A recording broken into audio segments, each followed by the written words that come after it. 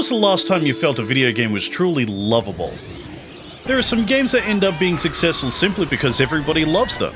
Sky-high sales, critical praise, the ability to escape into a world far different than our own. On July 19, 2002, Nintendo released a game that seemed to check all the right boxes. But it turns out that giving Mario a water-shooting backpack would cause all kinds of controversy. The horror. Super Mario Sunshine is a legendary game, but one that would divide people into two groups. Some would call it a misunderstood gem, others a misstep in an otherwise spotless record. And today I want to answer the question, why was it so divisive? Was Sunshine a creative leap ahead of its time, or a rushed project caught between two visions? Whose idea was it for Mario to have a giant water gun on his back?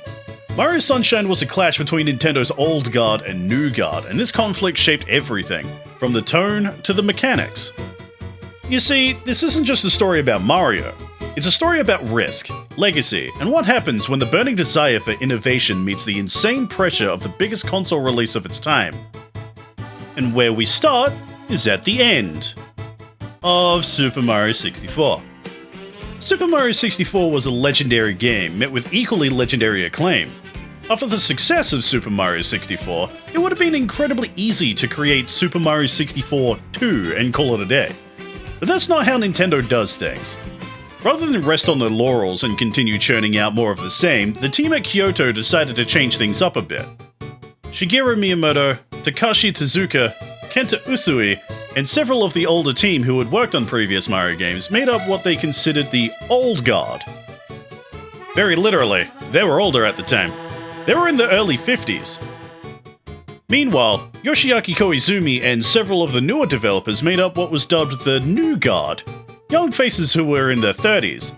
And this is where the spark started. By allowing the younger developers to have more control, it was hoped that they would inject some fresh ideas into the franchise, while the old guard would be able to keep the essence of Mario intact. It wasn't like the newer developers were fresh-faced though. Koizumi had worked on Super Mario 64 and The Legend of Zelda: Ocarina of Time, but Sunshine was his first time being the director of a project. He couldn't go too wild though, as he shared the role of director with Usui. It might seem that dividing the development team in such a manner would lead to a lot of division between the two, and sometimes it did exactly that. Luckily, Tezuka would often play the role of mediator between the old and the new guard. He seemed to know how to balance the new guard's enthusiasm with the old guard's apprehension, and as development continued, the old guard were vetoing the new guard's ideas less and making suggestions to change or improve them. This led to a mentor-type relationship, with the old guard guiding the new guard instead of shutting the ideas down instantly. Of course, it took a while to fall into this rhythm, with the first major point of contention being with Koizumi's idea for the game. When Koizumi first held the GameCube controller in his hands, he found the tactile sensation of the triggers reminded him of playing with water pistols as a child. The sensation of spraying water wouldn't leave his mind when he thought about Mario and the GameCube together. Yoshisaki Koizumi was quoted as saying, "I tried to imagine what Mario would be like on the Nintendo GameCube, and from the very beginning, I let him have a water pistol. This is where I started." Anyone who has played Mario knows that although he throws fireballs and uses a variety of power-ups, he had never used anything like a gun up until that point. Until the Mario and Rabbids series came along, that is. Thanks, Ubisoft. This is why Koizumi came up with the Flash Liquidizer Ultra Dowsing Device, or FLUDD for short. It was a contraption based on a water pump that would allow Mario to spray water like a water pistol, but without the pistol part. When Koizumi showed Miyamoto the FLUDD for the first time, Mario's creator looked concerned. This unease was shared by the other old guard developers. To them, Mario was made a pure hero. He used power-ups that occurred naturally in the world rather than tools or man-made gadgets. Would giving Mario the FLUDD make it feel less like a Mario game? While it's true that Mario hasn't used a tool as the main gameplay mechanic before, he has used tools in both spin-offs and mainline entries. Heck, the original Mario Bros. Game had a power block. Surely these aren't naturally occurring in the world of Super Mario, right? They must be manufactured. The same is true with the springs in Super Mario Bros. These are obviously man-made. In Mario's various RPG entries, Mario and Luigi often use a hammer, which is a tool, so it wasn't completely unheard of. However, having an entire mainline 3D Mario game revolving around a tool and its mechanics for Mario would be a first. Shigeru Miyamoto was quoted as saying, "There was a very serious debate at Nintendo about the flood water tank. Was it really appropriate to make Mario use tools and items like that? I mean, it was okay for Luigi, so..." Miyamoto was, of course, referring to Luigi's Poltergust in Luigi's Mansion, which was a launch title for the GameCube. It was initially hoped that Super Mario Sunshine would also be a launch title for GameCube, but it wasn't able to due to reasons we'll go into later. As if sensing the old guard's trepidation, Koizumi reminded them that they themselves had challenged the new guard to create something wild for the GameCube's mainline Mario title, and here it was. While the new guard were excited by all the possibilities that the flood could bring, it was obvious that Miyamoto may have received an idea that was too wild for him. Koizumi responded with, "The image of Mario doing his job, spraying water everywhere, it's pretty wild, right?" Miyamoto and the other older developers relented when the two factions came to a compromise. They would keep Mario's moveset simple like it was in 64, and he could still use Flood. After all, he wouldn't suddenly turn into a superhero-style character simply because he has a high-tech water pump. If Flood was used in a playful manner, rather than leaning into a sci-fi or military direction, then it would work. To help steer it in the correct direction, Flood was given a cute robot voice and a design to make it resemble a water squirting toy. The team decided that using Flood would give Mario a chance to do something unique while performing a simple task that anyone can do: cleaning. The new guard had even come up with a reason for Mario needing to undertake a menial job. Mario is mistaken for a graffiti vandal and must clean up the town to prove his innocence. But even this was a point of contention between the old and new guard. They wondered if cleaning, which is often considered a chore, would even be considered fun. It was very different from being a hero and rescuing Princess Peach. Katsuya Iguchi, who worked on Super Mario Bros. 3, later said that he was concerned that Sunshine was a risk of becoming too cute, or a risk to the plumber's heroism. Objection! Koizumi had a solution for this problem as well. He believed that as Mario would clean, his face and his overalls would become covered in paint and dirt. Miyamoto had asked for wild, and Koizumi definitely delivered. However, this was too much of a departure from the Mario fans would know and love, so the mess factor was dialed down. Mario does get a bit dirty if he stands in the multicolored goop, but it never affects him so much that he becomes unrecognizable. A quick dip in the cool water returns Mario back to his squeaky clean self, keeping the mess lighthearted and family-friendly. Now that the team had decided that Mario could indeed use Flood and they had somewhat of a quirky story to explain why, they next needed a setting to go with it. To complement the water gameplay, the setting would need to be somewhere that would make sense for there to be a lot of water. The team decided early in development that a tropical island setting would be the perfect location. Unlike previous Mario games, it would be almost like Mario had gone on a vacation and ended up in this wacky situation instead. A tropical island would also be a place where Koizumi's memories would naturally take place. Koizumi was quoted as saying, "The water-based play with Flood reflects my childhood experiences, playing in water and enjoying the coolness on my skin. What better place to do this than a tropical island?" The development team created a dolphin-shaped island, a not-so-subtle nod to the GameCube's development codename, Dolphin. This led to the island being called Isle Delfino, which is basically Isle Dolphin but in Italian, so it's less on the nose. They also created a model of the island out of clay with each of the island's landmarks and attractions. They showed the clay island to Miyamoto to help sell him the idea of Sunshine. The new guard team considered it to be an interconnected world, almost like a theme park of Mario challenges. This would be completely different from Super Mario 64, where Mario traveled to different locations via paintings. Unfortunately, the processing power of the GameCube wasn't strong enough to make it as open world as they would have liked, so the team compromised by making the landmarks of Isle Delfino visible from any location. To do this, the team would put the silhouette of the landmarks in the skybox where they would appear if it were one big stage. This required a lot of figuring out where exactly the visible landmarks would be in comparison to the current stage. The team needed to do some research so they could really lock down that tropical island feel.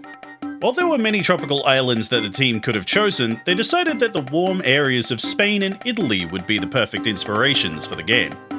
One of the main locations the team visited was along the Amalfi coast, as well as a slew of other Mediterranean locales. As the team soaked up the sun and the atmosphere, they took a myriad of photos and sketches, paying attention to the architecture. The result of this research is evident in how Delfino Plaza is presented. There's a prominent clock tower, the buildings are covered in stucco, and the area is dotted with cafes. It wouldn't look out of place in a Mediterranean tourist hotspot. To further sell the idea of the island being a resort, Isle Delfino boasts features like a hotel and a small amusement park, while places like Rico Harbour show off the marina. This theming is consistent throughout the island, leading to another departure from its 64-bit predecessor. As the previous game had separate sections with their own themes, Sunshine had one cohesive theme across the board, a tropical paradise that's ideal for a vacation. But what's an island resort without tourists and locales? Originally, Isle Delfino was populated with normal people, but it didn't look quite right against the cartoonish Mario, so the idea was scrapped. Instead, they populated the island with the Pianta and Nokis as the native residents. The Pianta's design was the creation of designer Satomi Asakawa. She designed this odd populace based on palm trees and used her fondness for chubby cartoonish characters to make them unlike anything Mario had seen before. This was yet another risk Sunshine took. They were technically introducing new species to Mario, along with a new culture to go with it. Would they blend in? Would they work? Fortunately, with the Pianta's laid-back attitude and their propensity for singing, dancing, and occasionally throwing Mario into the air, they allowed Sunshine to feel more alive and lived in than any other Mario game before. Speaking of Mario, it wouldn't make sense for him to wear his normal overalls in a hot environment. Let's just ignore the fact that he's dealt with heaps of lava-based levels before. The team experimented with giving Mario a tank top as well as other swimwear, but it ended up not looking like Mario at all. Tezuka was hesitant to change Mario too much, as his blue overalls and hat are iconic in terms of the games. They compromised by shortening Mario's sleeves, giving him a red t-shirt rather than the skivvy he usually wears. When certain conditions are met, Mario will don a pair of sunnies. It's sunglasses, for those of you who aren't Australian, and a Hawaiian shirt to show that, yes, he really is on vacation. Koizumi was worried that Miyamoto might discard these costume changes in the name Sunshine, but surprisingly he was quite amenable to it, just as long as it still felt like Mario. Now they had a setting for the game to take place, residents, and a small costume change. It was time to nail down the gameplay details. Now that the old guard had given the okay to Flood, like Gorgo giving Leonidas permission to Sparta, it was time to experiment. The team came up with a variety of different versions of Flood, from the normal to the absolutely bizarre. So let's start with that. One of the first Flood forms to be dropped from the development was the Yoshi head. Yes, that's right, the Yoshi head. Mario would wear a Yoshi on his head like a hat, and the Yoshi would spit water, turning Yoshi into a living water cannon. It was decided that this was too odd and possibly too comical for Mario, and so was scrapped from development. Personally, I think they should have kept it in as an Easter egg or something, but hey, whatever. Another strange one was the Mario mouth nozzle. It worked as it sounds. Mario would spray water out of his own mouth like some grotesque sideshow. Needless to say, it was scrapped because it was considered very unheroic. One of the Flood forms was just Mario holding two water pistols or guns in his hands to shoot out water. This was obviously removed because of Nintendo's aversion to gun imagery very early on. A sprinkler nozzle got to the prototyping stage of production, as it would be useful for removing large amounts of goop. However, when it was tested, it felt as though it was less fun to use than the regular spray nozzle, so it was removed. Similar to the sprinkler nozzle was the firework nozzle. Unlike the sprinkler though, this one would shoot a large glob of water that would burst, kinda like a blaster in Splatoon, but upwards. This also made it to the prototyping stage, but was removed as the team narrowed down the nozzle options. They decided it wasn't necessary, as players could still easily use the spray nozzle to do the same tasks. A few of the other ideas mentioned were a shield nozzle and a suction nozzle, but those were only a few of the many form ideas the team created for Flood. Basically, if it could be done with water, the team thought of it. Kenta Usui was quoted as saying, "We had about 10 kinds of nozzles, and the hover nozzle was one of the last options." The team managed to whittle 10 nozzles down to 3 aside from the regular spray one. The hover nozzle, the rocket nozzle, and the turbo nozzle. The hover nozzle was an unlockable nozzle designed to allow players to slow their descent, which ultimately became the defining nozzle for Sunshine. This nozzle solved some problems and created others, which will be covered later. The rocket nozzle was another unlockable nozzle that allowed Mario to jump great heights he wasn't capable of alone. Lastly, the turbo nozzle was a nozzle that propelled Mario at such tremendous speeds that he was able to run on water and smash through doors. FLUDD was only capable of having one optional nozzle at a time, so Mario couldn't have both the hover and the rocket nozzle at once. It's not said in any interviews why this is, but it might be related to the issues the hover nozzle created. Well, not so much an issue per se, but rather a different way of thinking. One that the team struggled to come to terms with. When thinking of Mario, the first thing that comes to mind is platforming. After all, a mainline Mario game without platforming would just be preposterous. And yet, the team ended up with a strange dilemma. You see, when they crafted a bunch of fun platforming challenges, they found that once the hover nozzle was introduced, it allowed players to save themselves from dying or even take shortcuts. After they crafted such intricate layouts, it's possible people would just skip most of them. Kenta Usui was quoted as saying, "There are actually courses where we tried very hard to make the routes complicated, but with the hover function, you can just use a shortcut." Left with two options, the team debated on whether to restrict the hover nozzle and make the players do the entire course, or leave it in and allow the players to decide what they wanted to do. They ultimately decided to leave it with a generous amount of hover. Tezuka reasoned that it was more important that when people play the game, they feel good, and so they allowed players to take shortcuts if they wanted to. This would allow for greater accessibility for those that may not traditionally play platformers. However, Mario is known for its platforming, so the team opted to add in the secret stages where FLUDD was taken away from the player. In these stages, Mario only has his own jumping ability to guide him to the end.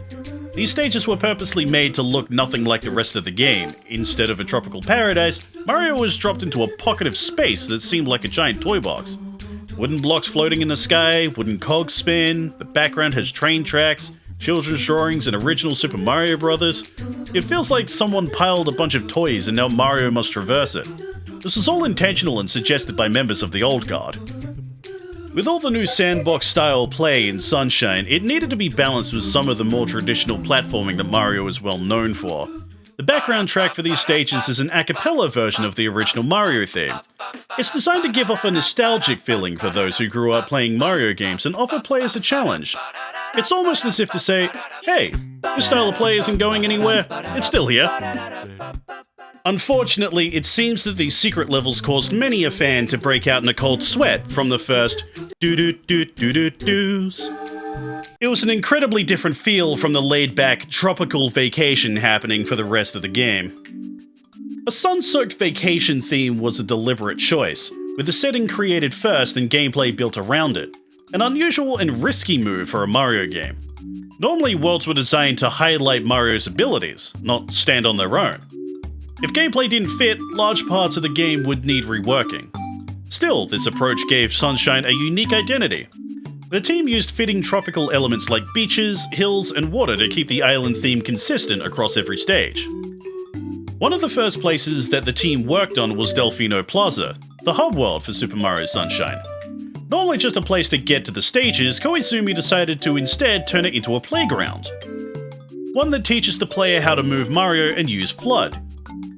In this way, it's similar to the first level of Super Mario Bros., where the design encourages the player to move forward and learn the controls naturally without text. Koizumi used the philosophy of a hakoniwa, which means box garden in Japanese. The philosophy is that when a miniature garden is put in a box, people can rotate the garden and discover new surprises they might not have seen otherwise. Koizumi was quoted as saying, "I achieved this somewhat in Super Mario Sunshine in that you can climb on the rooftops in the plaza and run around." And it's true. Players can climb the buildings, explore the area to try and find hidden shine sprites, or dive into the water just for the fun of it. This idea was carried on into the stages. There were always interactive things to uncover. Players could accidentally discover shine sprites while they were exploring, even if they weren't doing that particular mission. Miyamoto encouraged the team to make the game broad to emphasize exploration and player agency. It was designed so that there would always be multiple ways to approach a mission, and finding shortcuts was quietly encouraged. While this new level of freedom was emphasized here more than ever, there needed to be some structure to help players progress, and that was done via the missions. The team implemented this by making the stages change and tell a story as each mission was completed. This is part of the reason why players are unable to choose their missions like they can in Super Mario 64, a decision Miyamoto later came to regret, but more on that later. For example, in Bianco Hills, as Mario progresses, he cleans up the pollution covering the hills. This unlocks new areas to explore and new objectives to complete. Another is that at Serena Beach, when Mario helps with the haunted hotel, the stage becomes more open and like Delfino Plaza, a playground. The unfortunate downside of this thinking was that everything in Super Mario Sunshine feels tied too closely to the theme of the game. Players are either cleaning, chasing, or collecting red coins, which isn't exactly the most diverse range of gameplay. This was something that the team struggled with internally, and part of the reason why the surreal secret stages exist. Miyamoto himself stressed how important these simple action stages were to the core of Mario and therefore simply had to be included. Miyamoto was quoted as saying, "Though the freedom of action seems to be the essence of Mario games nowadays, simple missions are very important to Mario." This simple action would be a point of difference to the new guard's freeform Mario by honouring the foundation that the old guard created.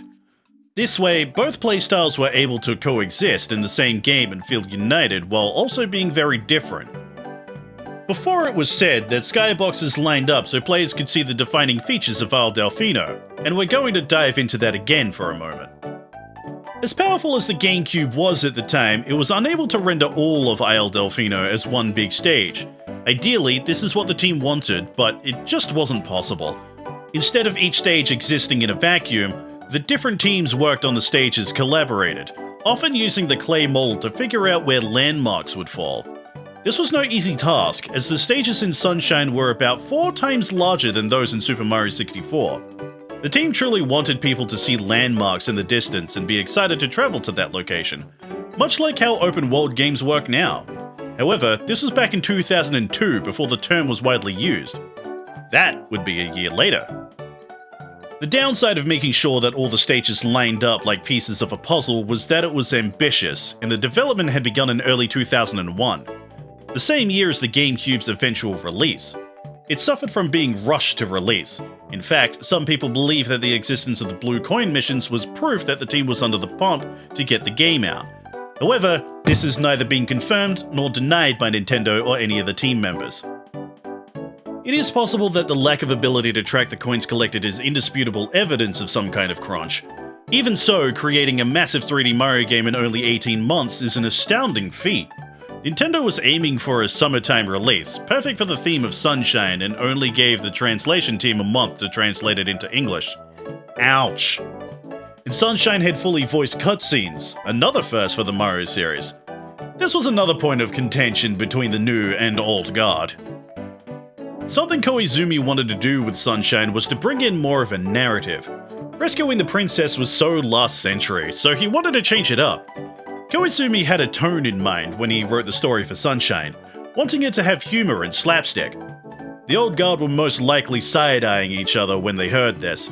How did the old guard look when Koizumi said he wanted fully voiced cutscenes like an animated movie? Did anyone faint? While every Mario game has had a story, it was generally one that could be explained in a sentence, perhaps 2 at most. Sunshine's approach was a massive departure from what Mario games had done before. Koizumi wanted to insert story in many places and was forced to compromise based on the results. In Sunshine, the story is mostly out of the way, only really existing at the beginning and the end, as well as a few pivotal moments. Koizumi joked that he tried to insert as much story as he could while Miyamoto wasn't looking, which may have been possible as Koizumi had a hand in writing the scenarios, including the courtroom drama and Bowser Jr. Now you know who to blame for that. One challenge the team faced was balancing Sunshine's tone. It walked a fine line between cool and overly cute. The bright tropical setting combined with the cartoonish characters like the Piantas, strolling stews, and the polluted piranha plant often pushed the game towards a more playful, cutesy aesthetic than intended. Katsuya Iguchi was quoted as saying, "Ever since Super Mario Sunshine, as the enemies had a tendency of looking cute, I have the impression that the general atmosphere among the developers has been to try and keep that from getting out of control." Koizumi's idea to have Mario get covered in paint and grime while cleaning pushed the game a bit too far into the cool territory, disrupting the balance they were aiming for. He also had Mario posing with FLUDD until Miyamoto told him to tone it down. He reiterated that Mario shouldn't veer into any stylistic extreme, whether it be too cute or cool. Rather, he should be somewhere comfortable in the middle. Koizumi mused that Miyamoto considered cool might be a little different from the mainstream, especially considering that Mario is an old guy with a moustache. Instead, the team chose to focus on making Mario familiar and endearing. It seems that these small tug-of-wars between the new guard and the old are what gives Sunshine its unique feel. One thing that Miyamoto was unwilling to compromise on was Mario's movement. This led to the team focusing on the feel of Mario, sticking to the motto that it needed to feel good before any ideas could be implemented. Koizumi noted that Miyamoto is very picky about controls. Miyamoto would play builds of Sunshine and focus on things like Mario's movement physics as well as responsiveness of the FLUDD and its aiming. Once he'd finished, he'd leave feedback for the team to ensure that Sunshine retained the essence of Mario. The team continually fine-tuned the game's feel, tweaking everything from FLUDD's water capacity to the size of the droplets and how far they could be sprayed, all to get the experience just right. This constant tweaking was required to make sure the physics and timing were just right to turn Sunshine from a good platformer into a great one. This led to Mario being able to pull off some amazing moves with the FLUDD for seasoned players, while beginners can still jump and hover easily. Honestly, just running around as Mario is fun!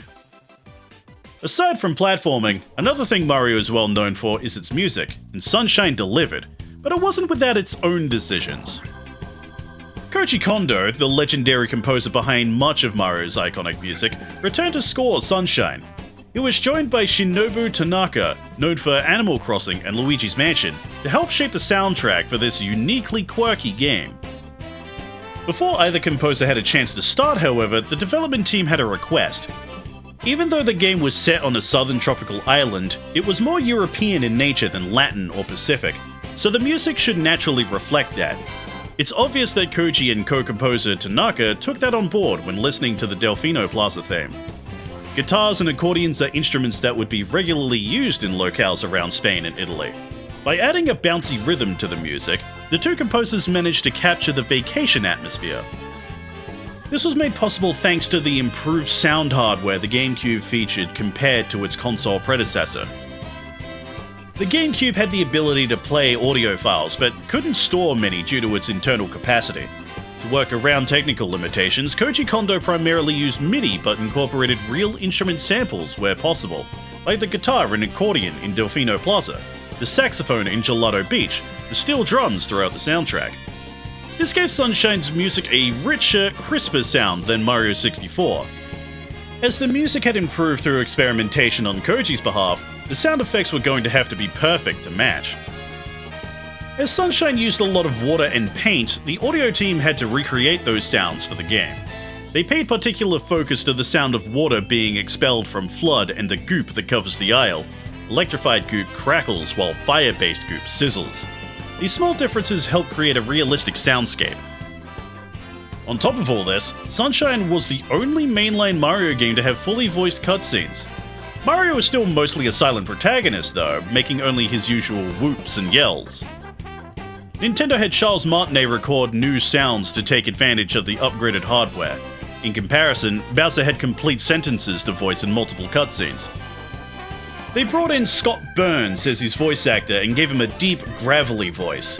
Miyamoto has said in later interviews that it probably wasn't necessary to give Bowser fully voiced lines, which explains why Mario games returned to the pantomime format thereafter. Despite the team's efforts, Sunshine wasn't without flaws. Koizumi had 3 key goals for every game he worked on: a solid camera, intuitive 3D jumping, and preventing players from getting lost. While the hover nozzle and clear landmarks addressed the latter two, the camera was a major issue. To avoid the limitations of Super Mario 64's fixed camera, the team gave players more control, but this backfired. Instead of focusing solely on platforming, players now had to constantly adjust the camera just to see properly, adding unnecessary frustration. Another problem that reared its ugly head was the difficulty of the game. Miyamoto lamented in an interview that they shouldn't have made the game so difficult and unapproachable. He He was worried that in future, if players tried the game, they would struggle to play it.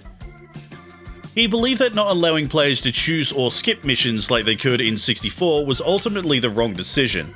It felt like Sunshine catered too much towards the core players and less towards those who may be experiencing Mario for the first time. The reception for Sunshine was favourable from critics when it was released in summer 2002 and still remains a 92 on Metacritic to this day. If that doesn't seem like a bad score, it's because it isn't. In 2025, players still rate it an 8.5. With these sorts of scores, it feels like it should be considered one of the greatest Mario games around, but that speaks more to the pedigree of the Super Mario franchise than Sunshine's individual accomplishments. The experimental nature of the game was a turn-off for some longtime fans of the series. They found it either unpolished or too offbeat for a Mario game. What they had wanted was Super Mario 64 2, and that wasn't what Sunshine was. It was exactly what it was supposed to be, a short vacation from the expected. Is this departure the reason that Sunshine only sold 6.3 million units on GameCube in comparison to the 11.9 million units that Super Mario 64 sold? Maybe, maybe not. One leading theory is that if Sunshine had been a launch title for the GameCube, then both the console and Sunshine would have sold better than they did. The team tried their best to release it as soon as they could, but it was just impossible. Miyamoto mentioned that during Sunshine's development, they had implemented a new pipeline system that would allow the team to test things sooner, and they still weren't able to make the deadline. They missed it by 11 months, despite trying their best to finish it on time. It's said that Corona Mountain, the last level in the game, and the inclusion of blue coins are proof that they were running out of time. It's uncertain if releasing Sunshine alongside the GameCube would have bolstered the numbers of both. The world will never know. Super Mario Odyssey was released 7 months after the Nintendo Switch, a full 4 months before Sunshine had in comparison, and it went on to sell 29 million units, but Odyssey was on a much more popular console, so it's worth keeping that in mind. And yet, in hindsight, both Odyssey and Galaxy have Sunshine and its weird experimentation to thank for their successes. Despite its flaws, Super Mario Sunshine walked so future Mario games could run. Its experimental nature laid the groundwork for what came next, most notably Super Mario Galaxy. After seeing how frustrating full camera control could be in Sunshine, Koizumi took a bold step in Galaxy, removing that control almost entirely and offering just a snap to center button. The result? Less player stress and a major drop in simulator sickness. Ironically, the feature Koizumi once thought would solve those issues, manual camera control, only made them worse. Sunshine was the proving ground that helped him realize the solution lay in simplification, not complexity. And did you know the iconic spin jump from Galaxy actually started in Sunshine? Players could perform it with a quick swirl of the control stick. In Galaxy, it became a flick, essential to the game's core mechanics, something that might not have existed without Sunshine's early experimentation. Koizumi also pushed visual navigation further in Sunshine, ensuring landmarks weren't just on the stage, but visible in the distance. This design philosophy evolved into the spherical planets of Galaxy, fulfilling Miyamoto's dream of a 3D world where players could never truly get lost. Even storytelling saw evolution. Sunshine proved that while Mario games don't need deep narratives, there's room for emotional depth, as long as it's handled thoughtfully. That lesson directly shaped Galaxy's elegant story presentation. Behind the scenes, Sunshine's development pipeline likely influenced the rapid prototyping process for Galaxy, and perhaps most importantly, it gave birth to Tokyo EAD Team. After Nintendo deemed Sunshine a success, they established the Tokyo branch, where much of the new guard transitioned. Their work would go on to define modern 3D Mario, from Galaxy to Odyssey. So does Mario Sunshine still deserve its black sheep label? It's certainly the most unique entry in the series. Bold, messy, and ahead of its time. While its sales fell short of expectations, its impact on the franchise is undeniable. For many players, Sunshine remains an unforgettable tropical escape. If you want to see how the development of Super Mario Galaxy played out, be sure to check out our deep dive on its development, linked right here on our channel. And don't forget to subscribe for more behind-the-scenes stories from the world of Nintendo.